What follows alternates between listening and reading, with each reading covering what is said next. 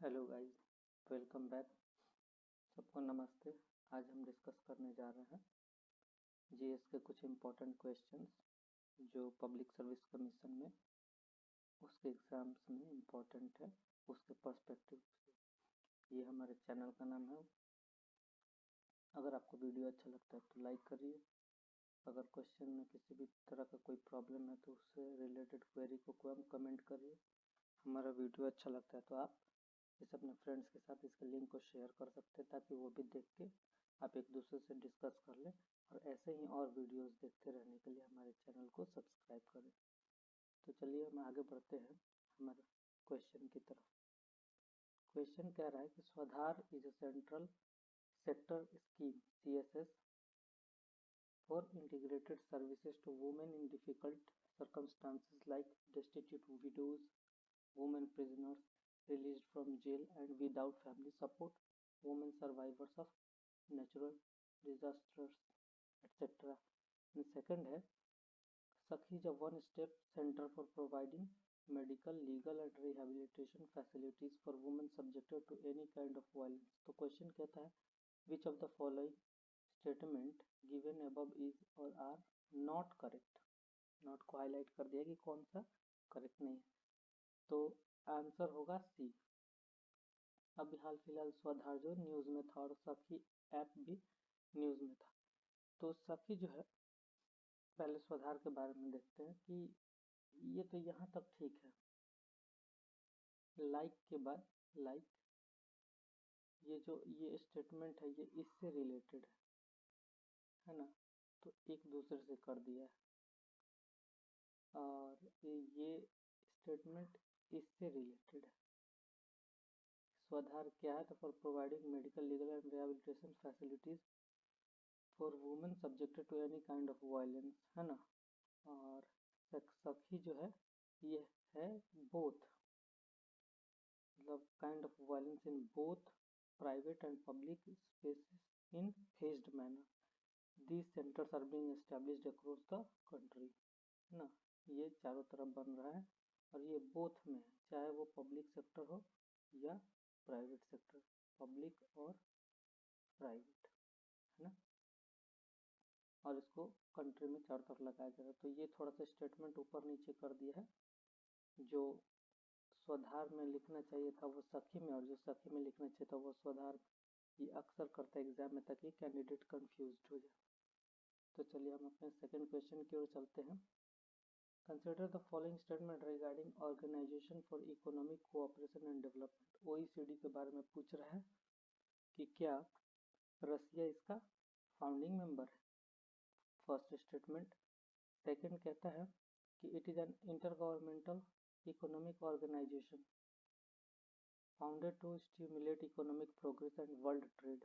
Third कहता है most OECD members are high income economies with a very high human development index and are regarded as developed countries।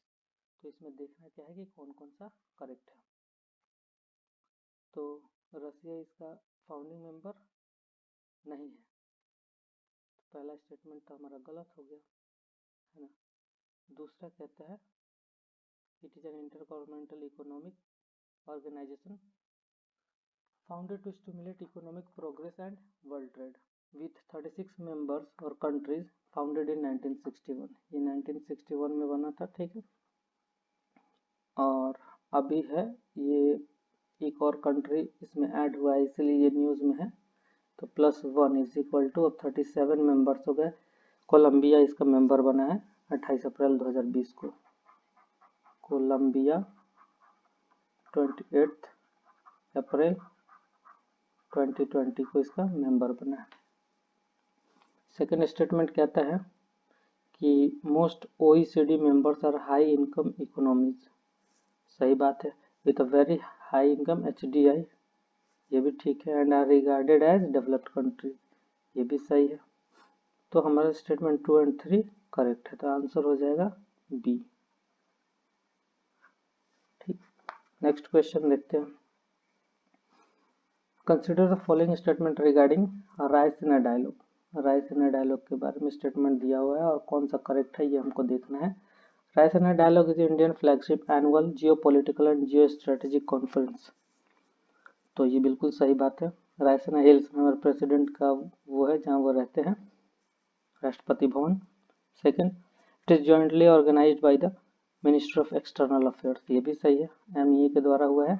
And observer researcher foundation, ORF के द्वारा हुआ है, ये भी statement सही है। The theme of 2019 conference is managing disruptive transitions, idea, institutions and idioms, ये भी सही लग रहा है। नहीं, ये सही नहीं है। 2019 में जो इसका थीम था वो था a world reorder, new geometries, fluid partnership and uncertain outcomes. और अभी 2020 में है नेविगेटिंग द अल्फा सेंचुरी। तो अभी 2020 का हमें याद रखना पड़ेगा कि थीम जो है ये क्या था, नेविगेटिंग द अल्फा सेंचुरी। याद रहेगा, नेविगेटिंग द अल्फा सेंचुरी। तो स्टेटमेंट 1 और 2 तो करेक्ट है, लेकिन थर्ड इनकरेक्ट है। तो 1 एंड 2 के लिए डी आंसर हो जाएगा। 2020 का पता चल गया, ये 2020 का थीम है, navigating the alpha century. Next question पे आते हैं।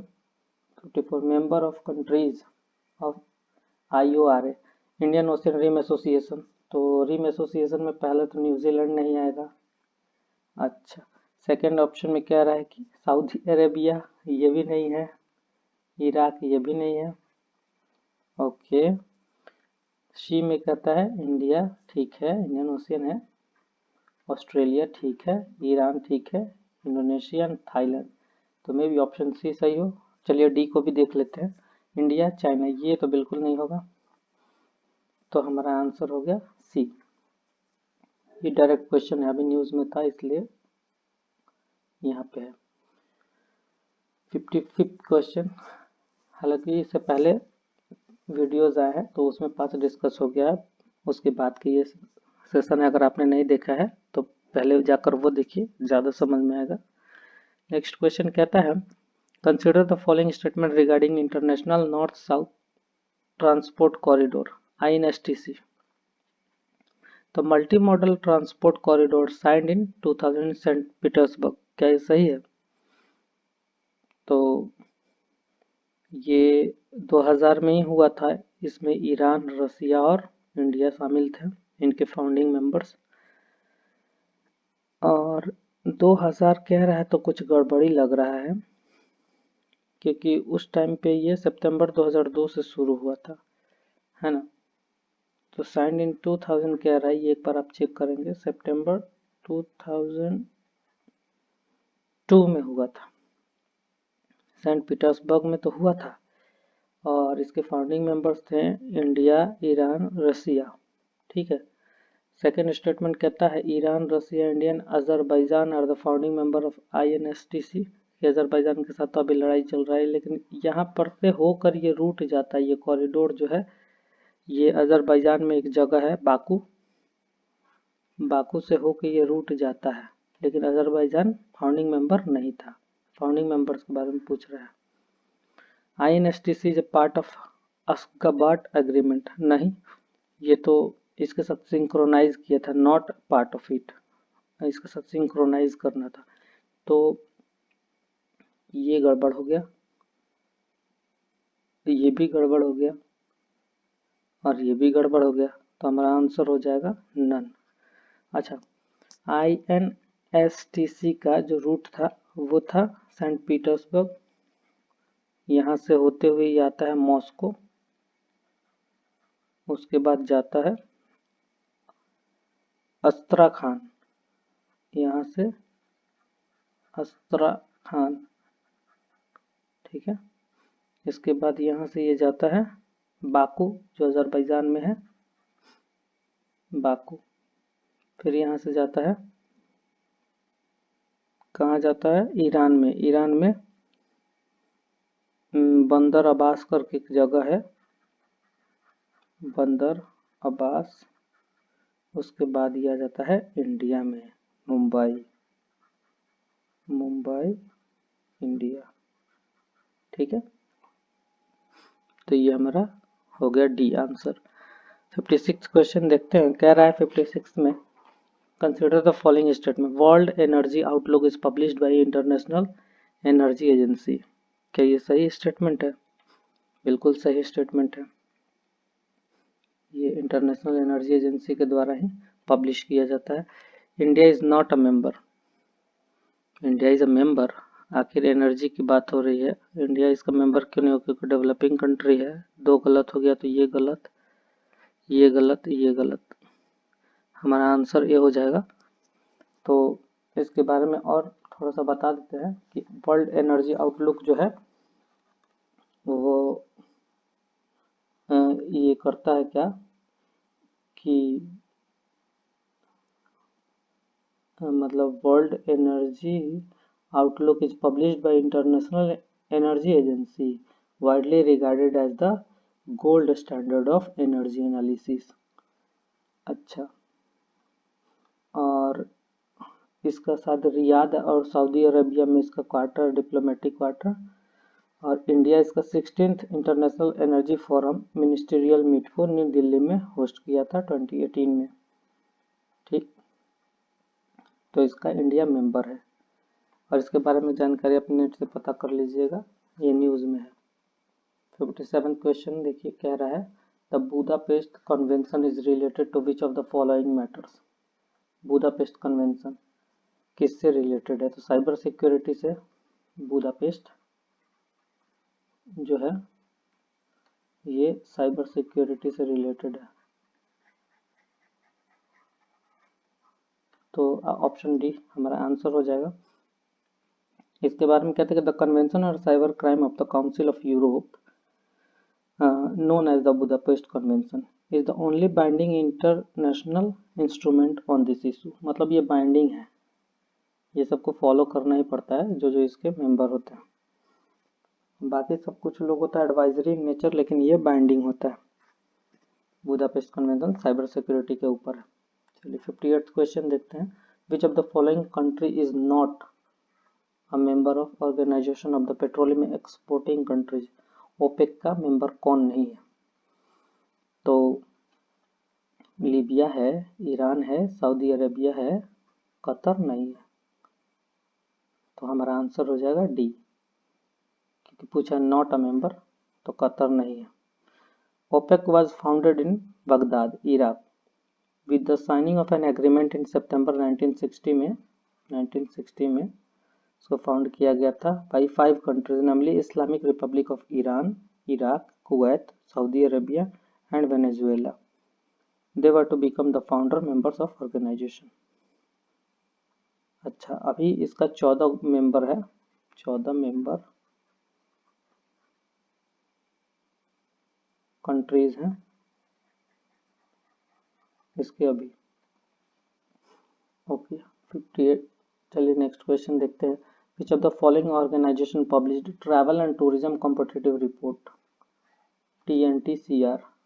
ट्रैवल एंड टूरिज्म आजकल बहुत चल रहा है, ताकि फॉरेन से जो लोग आए हमारे यहाँ, तो वो लोग यहाँ पे जो भी स्पेंड करेंगे तो उससे इनकम बढ़ेगा।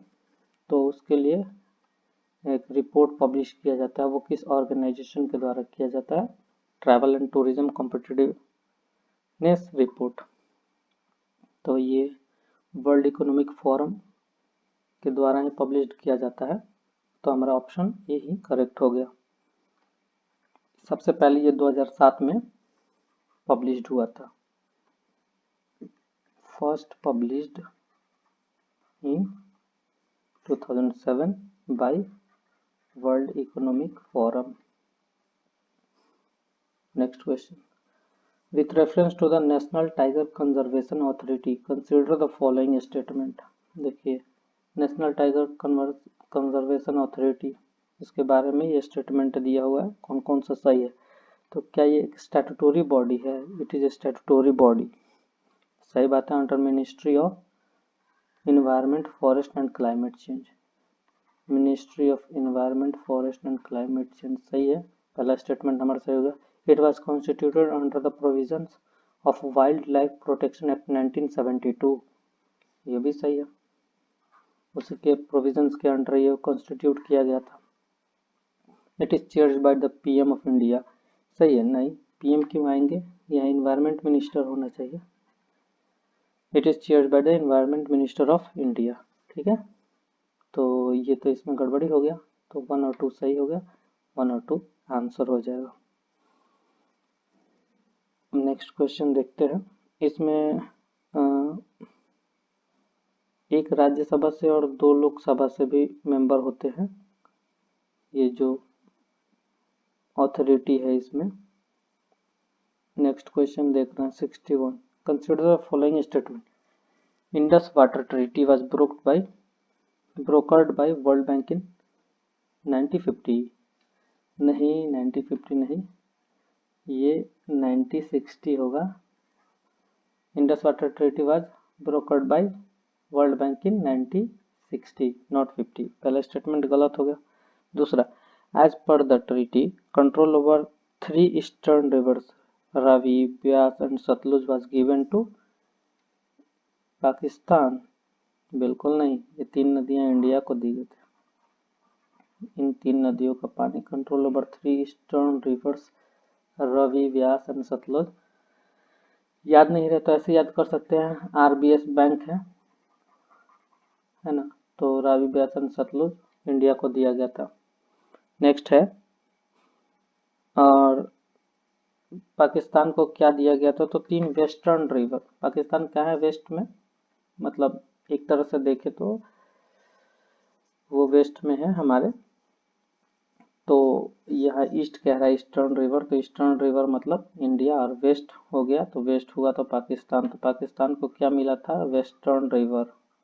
वेस्टर्न रिवर में कौन कौन सा रिवर मिला था, इंडस, झेलम एंड चेनाब, ठीक है, ये पाकिस्तान को दिया गया था। अच्छा, थर्ड स्टेटमेंट कहता है, Ratle is the run of the river hydro electricity power station over Jhelum river down stream to the village of Ratle in Jammu and Kashmir, तो इसमें एक जगह पे गड़बड़ी हो गया, Ratle is the run hydro electric power station over not Jhelum, over Chenab,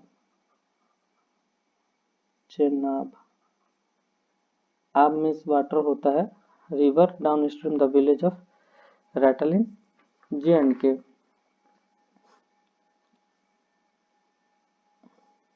तो हमारा कौन सा स्टेटमेंट सही हुआ, पहला भी गड़बड़ हो गया, दूसरा भी गड़बड़ हो गया एंड थर्ड भी गड़बड़ हो गया, तो ऑप्शन डी पे जाएंगे हम, क्योंकि कोई भी सही नहीं है।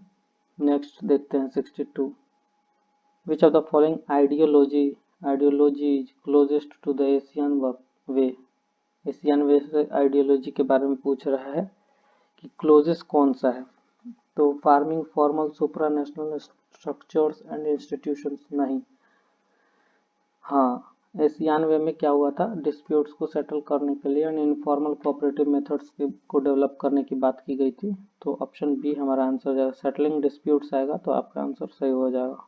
along with mistrust between different members has always been an immense challenge, ठीक है, ये चीज है आंसर आपका एशियन वे का, कि settling disputes by informal cooperative methods, not formal, informal, ताकि काम भी हो जाए। नेक्स्ट 63rd पे आते हैं, statement regarding Indian ocean conference, it IOC के बारे में पूछा जा रहा है, इंडियन ओशियन कॉन्फ्रेंस के बारे में। It has been initiated by Delhi based think tank Indian foundation, India foundation के द्वारा इसको निकाला गया है, बिल्कुल सही बात है, ये इनिशिएट किया गया था, दिल्ली बेस्ड एक थिंक टैंक है, जो R&D होता रहता है ना, रिसर्च एंड डेवलपमेंट, तो थिंक टैंक का काम वो इंडिया फाउंडेशन है जिसके द्वारा ये इनिशिएट किया गया था। सेकंड स्टेटमेंट कहता है, it is an annual conference, ठीक है, that aims to bring together heads of state, governments, ministers, thought leaders, scholars, diplomats, bureaucrats and practitioners from across the region on a single platform, ये भी सही है।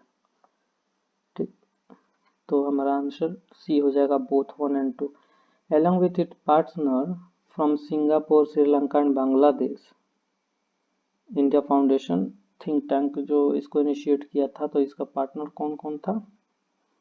along with its partners, not alone। कौन कौन था उस समय? Singapore, Sri Lanka and Bangladesh. चाहे तो लिख सकते हैं सिंगापुर, श्रीलंका एंड बांग्लादेश, ये तीनों ने भी मिलकर इनिशिएट करा था Delhi based think tank India foundation के द्वारा। और थीम आईओसी 2019 का था, 2019 का थीम, और 2020 का आप ढूंढ के बताएंगे। 19 का मैं बता रहा हूँ कि 2020 का हुआ भी है कि नहीं हुआ है, ये आप चेक करें। Securing the Indian ocean region, traditional and non traditional challenges, ये थीम था इसका। Securing the Indian ocean region, traditional and non traditional challenges. चलिए नेक्स्ट क्वेश्चन देखते हैं, 64th। Consider the following statement regarding border haats. Border haats के बारे में statement दिया हुआ है। They are market place organised by the two countries along the international borders, ये सही है, बिल्कुल सही है। The border haats aim at promoting the well being people dwelling in remote area across the border of two countries, ये भी सही है। Currently, border huts are operational along India-Bangladesh and India-China border। तो ये तो सही है, इंडिया एंड बांग्लादेश यहाँ बॉर्डर हट लगते हैं, इंडिया चाइना नहीं। क्यों? कि Beijing is not agree on it, Beijing जो है वो एग्री नहीं है, तो इंडिया चाइना नहीं है, इंडिया बांग्लादेश का है। It is not only a market for buying daily commodities but also a reunion spot for family living on both side. ठीक है, मतलब इमोशनल अटैचमेंट भी इसके साथ है, सिर्फ यहाँ सामान वामान नहीं खरीदा जाता है, दोनों साइड एक दूसरे की अगर फैमिली छूट गए तो एक रीयूनियन हो जाता है यहाँ पे। तो अभी ये ऑपरेशनल है इंडिया बांग्लादेश बॉर्डर पे। तो स्टेटमेंट 3 इनकरेक्ट हो गया और 1 2 सही हो गया, तो हमारा आंसर हो गया ए। 65th क्वेश्चन देखते हैं, next question. Consider the following statement. Operation Samudra मैत्री is military exercise between India and Maldives. India और मालदीव के बीच ऑपरेशन समुद्र मैत्री हुआ था, तो इंडिया एंड मालदीव्स के बीच नहीं हुआ था, ये हुआ था इंडोनेशिया, इंडोनेशिया। और ये कोई मिलिट्री एक्सरसाइज भी नहीं था, है ना, ये नेवल होगा क्योंकि समुद्र है, तो मिलिट्री एक्सरसाइज तो काट दीजिए। Mount Everest friendship exercise is a military exercise between Nepal and China, ये सही है। आजकल नेपाल की बड़ी दोस्ती हो गई है चाइना के साथ, तो माउंट एवरेस्ट फ्रेंडशिप एक्सरसाइज निकाल रहा है, हुआ है मिलिट्री एक्सरसाइज। तो इसका एक है कि second edition of Nepal China joint military exercise on combating terror and disaster management training, ये उसका सेकंड एडिशन है, it is a second edition of Nepal China joint military exercise on combating terror and disaster management training. ठीक, अब operation Samudra Maitri क्या है? तो it is a humanitarian assistance mission of India to help tsunami hit Indonesia. 3 Indian navy ship INS Tir, INS Sujata and INS Shardul have been mobilized to carry out humanitarian assistance and disaster relief। तो ये INS है, INS मतलब navy exercise और naval exercise, इसमें 3 navy की ships humanitarian assistance के लिए गई थी, उनके नाम है INS तीर INS सुजाता और INS शार्दुल। नेक्स्ट क्वेश्चन पे जाते हैं, और ये याद रखना कि समुद्र मैत्री इंडिया और इंडोनेशिया के बीच हुआ था। Next question, consider the following statement regarding nuclear energy agency. Nuclear energy agency के बारे में करेक्ट स्टेटमेंट को देखना है। It is an intergovernmental agency that facilitates cooperation among countries with advanced nuclear technology infrastructure. क्या ये सही है? बहुत ही इंपॉर्टेंट है, आजकल न्यूक्लियर न्यूज में रहता है, तो उससे रिलेटेड है, किसी भी एग्जाम में पूछ सकता है। तो स्टेटमेंट 1 जो है वो करेक्ट है। ये एक इंटर गवर्नमेंटल एजेंसी है जो फैसिलिटी प्रोवाइड करता है कोऑपरेशन देशों के बीच में और एडवांस न्यूक्लियर टेक्नोलॉजी इंफ्रास्ट्रक्चर को डेवलप करने में। Country must ratify non proliferation treaty, NPT की बात बहुत होती है, before joining nuclear energy agency. ऐसा कोई बात है क्या? तो मस्ट तो कंपलसरी हो गया, मस्ट नहीं होना चाहिए, बाकी ठीक है। तो हम लिख सकते हैं यहाँ पे कि need not to sign, okay, NPT.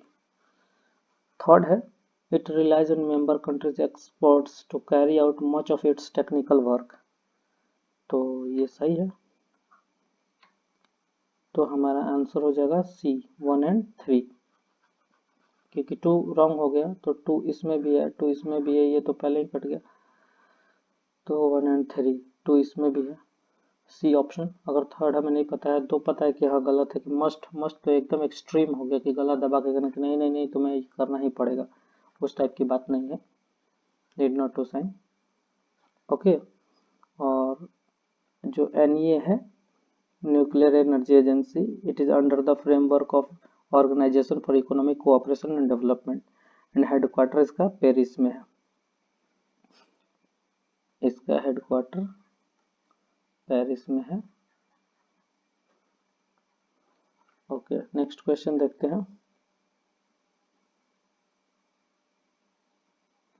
the cost of decarbonization the costs of decarbonization report is published by, किसके द्वारा पब्लिश किया जाता है? OECD के द्वारा। Under the Paris Agreement, OECD countries agreed to aim for a reduction of their GHG, means greenhouse gas emissions sufficient to hold the increase in global average temperature to well being below 2 degrees Celsius above pre-industrial level। ठीक है, 2 degree Celsius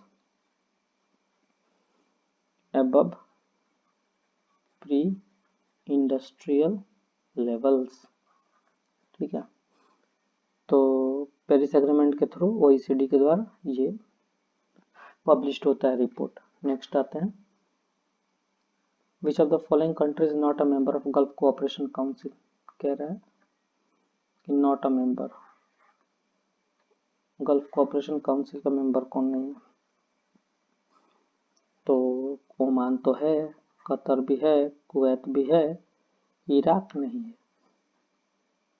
है ना? Iraq है, Iran नहीं है, Saudi Arabia है, Saudi Arabia के बाद यूएई है, यूनाइटेड अरब अमीरात है, बहरीन है, ओके। और इसका एक ट्रिक है, जैसे कि all Arab state of Persian gulf except Iraq, Iraq नहीं है, नहीं इराक है, ईरान नहीं है, सॉरी, ठीक है, ईरान नहीं है, इराक है। तो क्यू और एन में थोड़ा डिफरेंस, ये याद रखिएगा। और अभी जो करंट जितने भी मेंबर हैं स्टेट, वो सब मोनार्कीज हैं, ठीक है। तो all current member states are monarchies, ये याद रखिएगा, Saudi Arabia, UAE, Bahrain, Kuwait, Qatar, Oman और Iraq.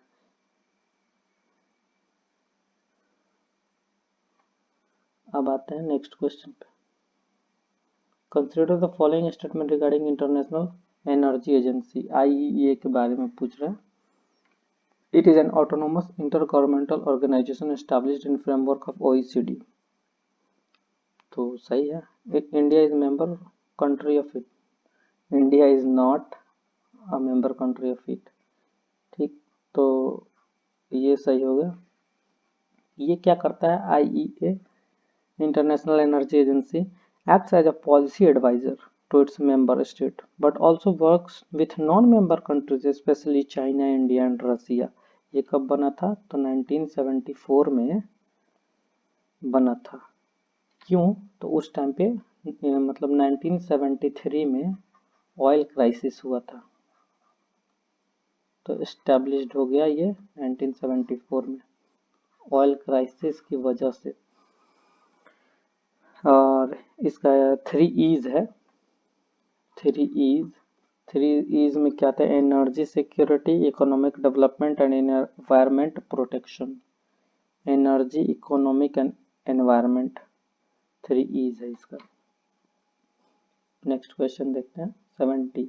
Consider the following statement, chemical weapon convention is the world's first multilateral disarmament agreement to provide for the elimination of an entire category of weapons of mass destruction within a fixed time frame। तो क्या ये सही है, 70 का 1 इतना बड़ा statement है और within a fixed time frame में है, तो ये भी सही है। The organisation for prohibition of chemical weapons OPCW is an inter governmental organisation and the implementing body for the chemical weapons convention, ये भी सही है। इतना बड़ा बड़ा स्टेटमेंट है, अगर इतना क्लियर दे रहा है तो सही होगा। The OPCW had been awarded Nobel peace prize 2013। Nobel peace prize 13 इसलिए मिला क्योंकि ये न्यूक्लियर डिसआर्मामेंट की बात कर रहा है, डिसआर्मामेंट है ना, और elimination of an entire category of weapons of mass destruction. ठीक, और ये नोबेल पीस प्राइज 2013 में इसको मिला extensive effort of to eliminate chemical weapons, chemical weapons को हटाने के लिए बेचारा बहुत एफर्ट किया इसके लिए। तो हमारा तीनों स्टेटमेंट सही हो गया, तो बी आंसर हो जाएगा। 1 2 3। ये कब एस्टैब्लिश्ड हुआ था, तो 1997 में। 193 इसके मेंबर्स हैं, 1997 में एस्टैब्लिश्ड हुआ है और इसके मेंबर्स हैं 193 स्टेट्स। स्टेट्स मीन्स कंट्री यहाँ पे। नेक्स्ट क्वेश्चन देखते हैं 71। Which of the following countries are member of G20 group. बहुत इंपॉर्टेंट क्वेश्चन है G20। तो अर्जेंटीना है, सऊदी अरेबिया है, सिंगापुर है, स्पेन, सिंगापुर नहीं है, स्पेन भी नहीं है, यानी अर्जेंटीना, सऊदी अरेबिया है। तो हमारा आंसर हो जाएगा 1 और 2। ठीक है, नेक्स्ट पे आते हैं। एक बार इसका लिस्ट बना के आप लोग ध्यान में रखिएगा कौन कौन सी कंट्रीज हैं G20 में। 72 पे आते हैं। Consider the following statement regarding international solar alliance. ISA की बात हो रहा था। Initiative was launched at United Nation climate change conference in Paris at the end of 2015 by president of France and prime minister of India. सही है, Paris में हुआ था, 2015 के अंत में हुआ था, प्रेसिडेंट ऑफ फ्रांस और प्राइम मिनिस्टर ऑफ इंडिया के द्वारा हुआ था। इसका प्राइमरी एम क्या था, of this is to provide quick and easy access to solar resource data globally। ये भी सही है, quick and easy access to solar resource data globally, correct। countries that do not fall within the tropics cannot join the alliance। ऐसा तो कुछ नहीं है, they can also join and enjoy the all benefits as other members with the exception of voting rights, है ना। voting rights उनको नहीं दिया जाएगा, मतलब जो लोग ट्रॉपिक्स के बीच नहीं फॉलो करते, जो कंट्रीज हैं, Tropic of Cancer and Tropic of Capricorn. तो कैप्रिकॉर्न और कैंसर के बीच अगर जो नहीं है जो कंट्रीज, तो उनको सिर्फ वोटिंग राइट्स नहीं देगा। जो इधर हैं वो वोट नहीं कर सकते हैं, जो इधर हैं वो वोट नहीं कर सकते हैं। यहाँ के लोगों को वोटिंग राइट्स मिलेगा। ओके, तो हमारा 1 और 2 करेक्ट है, 3 इनकरेक्ट है। नेक्स्ट पे आता है। Which of the following country is not an observer of SAARC। ये SAARC बहुत न्यूज में रहता है।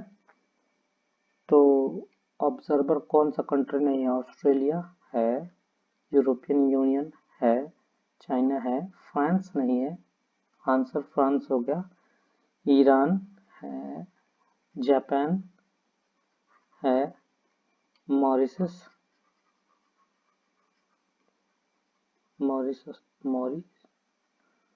Myanmar, south Korea and United states. South Asia association for regional cooperation, इसके ऑब्जर्वर कौन नहीं था? फ्रांस। बाकी ये सारे हैं। नेक्स्ट क्वेश्चन 74th में, consider the following statement regarding treaty on the prohibition of nuclear weapons. तो it includes a comprehensive set of prohibition on participating in any nuclear weapon activities। ये TPNW करेक्ट है, prohibition लगा देता है कि किसी भी तरह का एक्टिविटी में आपको पार्टिसिपेट नहीं करना है। The treaty oblige state parties to provide adequate assistance to individual affected by the use of testing of nuclear weapons. ये भी सही है। It will enter into force 90 days after the 50th instrument of ratification, acceptance, approval और accession has been deposited। ये भी सही है, 90 day के भीतर ही फोर्स में आ जाता है। तो this includes undertakings not to develop, test, produce, acquire, possess और stockpile और use और threaten to use nuclear weapons। ठीक है, तो हमारा ये C हो जाएगा कि तीनों ही स्टेटमेंट सही है। नेक्स्ट क्वेश्चन देखेंगे हम 75, consider the following statement, the European parliament is only legislative branch of the European union. तो ये तो ओनली लगा के ही पहले ही इस स्टेटमेंट को गड़बड़ कर दिया कि European parliament is only legislative branch of European union. ये गलत है। क्यों? क्योंकि 751 मेंबर्स हैं, है ना, 751 मेंबर्स हैं, तो ये तो होगा नहीं। ये एक तरह का इन लोग का वन ऑफ इट इंस्टीट्यूशंस कह सकते हैं, लेकिन ओनली बोल दिया तो ये गलत हो गया। यूरोपियन यूनियन का ओनली ब्रांच नहीं है 751, वन ऑफ इट्स इंस्टीट्यूशंस कह सकते हैं। अच्छा, council of European union is the executive branch of European union responsible for proposing legislation, implementing decisions, upholding the European Union treaties and managing the day-to-day business of European Union। तो council of European union कह रहा है, ये गड़बड़ है। European commission is the executive branch. क्या? European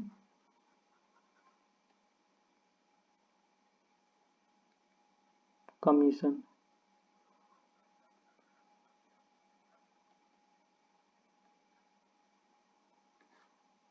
ये है executive branch of European union, जो रिस्पॉन्सिबल है लेजिस्लेशन को प्रपोज करने के लिए, उसके डिसीजन जो निर्णय लिए गए उसको इम्प्लीमेंट लागू करने के लिए, और यूरोपियन यूनियन की जो भी ट्रीटीज है, संधियाँ, उसको अपहोल्ड करने के लिए और मैनेज करने के लिए, तो उसके डे टू डे बिजनेस को। ठीक, आज के लिए इतना ही, फिर मिलेंगे नेक्स्ट लेक्चर में बाकी 25 क्वेश्चन के साथ। तब तक के लिए धन्यवाद, स्वस्थ रहे, थैंक यू।